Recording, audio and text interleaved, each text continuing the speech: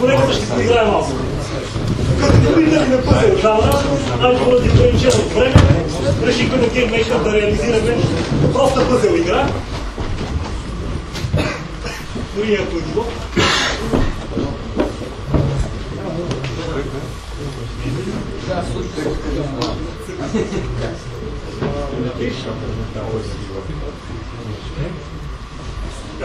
Отваряме едно тестово ниво, първо да демонстрираме механиките. Така, целта на играта е да светнат само ето тези черни квадратчета. Затова играта се казва Light the Patterns. Трябва да светне шаблона. Така, когато штракнете някъде с мишката, светват квадратчетата във формата на плюс. И по-точно се променят, защото ако светнат или изгасват. Така. Мини-нивото. Сет.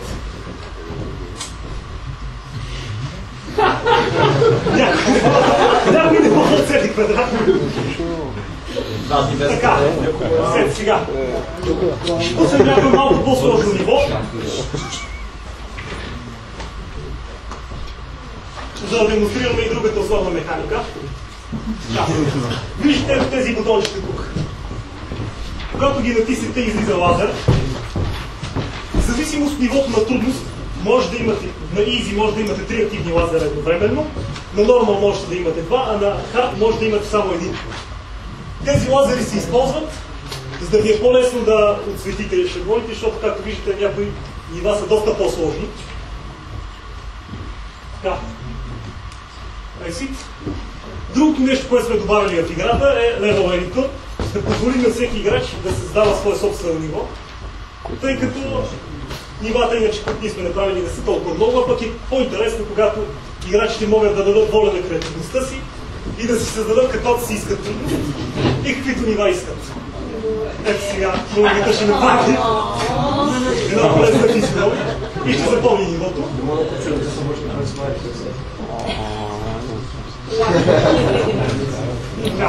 И сега ще го пуснем.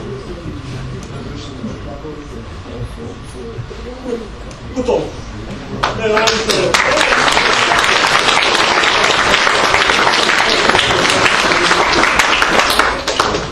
Като цяло това играта не е нищо сложно. Идеята е това да е игра, която просто да цъкате през свободното време, като имате примерно 15-20 минути свободно време, така да си играете пъзълче. Нищо много ангажиращо. Играта е създадена с GameMaker. И общо взето това е. Ако имате някакви въпроси, питате. Играта е качена на Global Game Chat, нали? Да. Може да изпълните там.